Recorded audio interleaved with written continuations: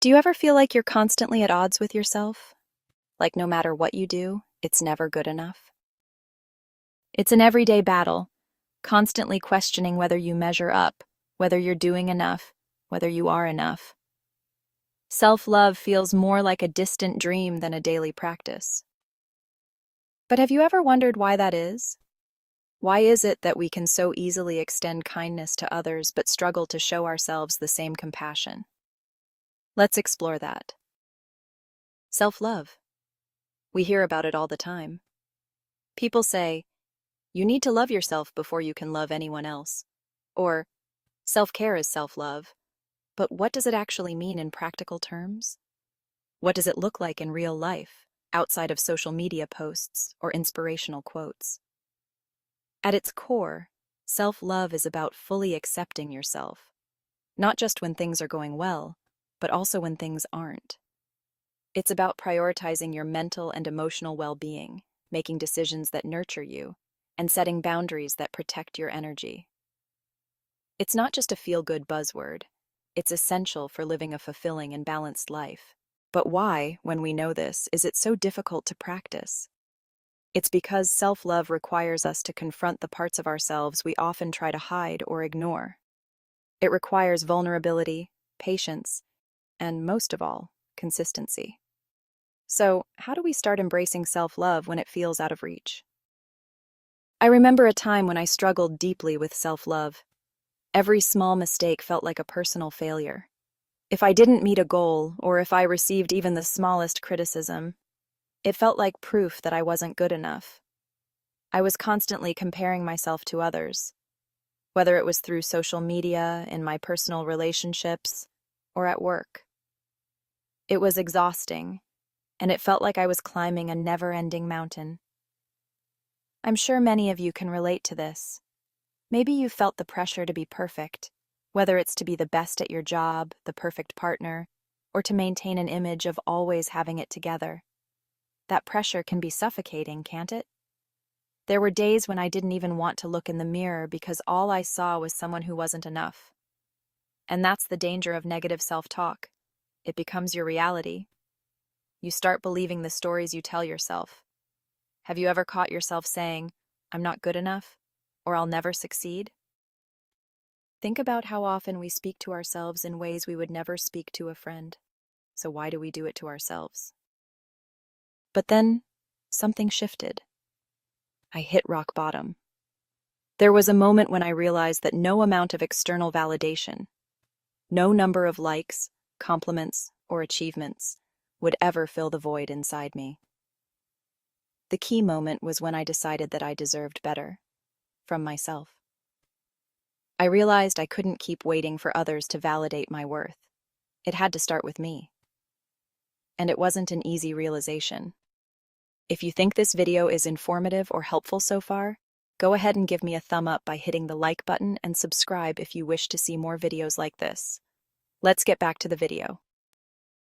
The first step I took was recognizing how I was speaking to myself. I began incorporating small, consistent habits into my daily life.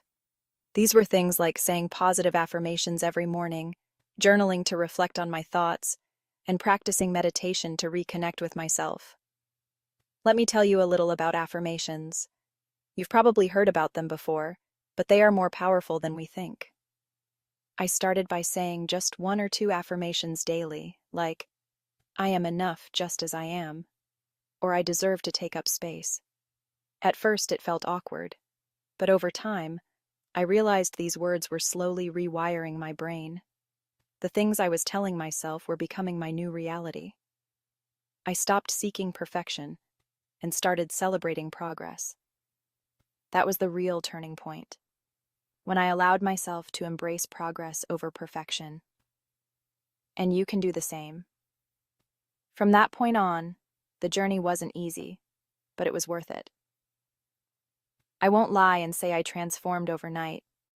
It took time, patience, and a lot of self-compassion. But here's what I did. I took baby steps. I let go of the habit of criticizing myself and began replacing it with self-compassion. If I made a mistake, instead of beating myself up, I asked myself, what would I say to a friend if they were in this situation? That shift was monumental. When you learn to speak to yourself with kindness, everything changes. I built a daily routine focused on nurturing my mind and soul. For me, that looked like starting each day with a simple meditation, where I focused on breathing and clearing my mind. I also started journaling every night, reflecting on the day and writing down one thing I did well and one thing I was grateful for. These simple practices grounded me and reminded me to stay present, and celebrating small victories became essential. You don't need to wait for a big accomplishment to pat yourself on the back. Did you take 5 minutes for yourself today? Celebrate that. Did you make it through a difficult day without giving up? That's a win. These small moments of self-recognition helped build my self-esteem over time. I also became mindful of my negative self-talk. And let me tell you, that's a daily practice. Whenever a critical thought popped into my mind, I learned to stop, acknowledge it, and challenge it. Sometimes I would even say to myself, is that really true? Most of the time it wasn't. So what's the takeaway here? Self-love isn't a destination you arrive at and then you're done. It's a lifelong journey, a practice that requires showing up for yourself every day, even when it's hard. There will be days when it feels difficult, and that's okay. What's important is that you keep showing up. The more you practice self-love, the stronger you become. It's like a muscle. The more you work it, the more resilient it gets. And just like any muscle, self-love requires training. But the beauty is that you don't have to do it alone. Surround yourself with people who uplift and support you, and don't be afraid to ask for help when you need it. If there's one thing I want you to take away from this, it's that you are enough, right now, just as you are. You don't need to change, achieve more, or become perfect to be worthy of love, especially your own. And to help you start this journey, here's a simple exercise.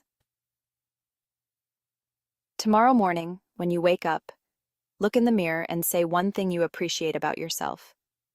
It could be something small like, I'm proud of myself for getting out of bed, or something bigger, like I am resilient.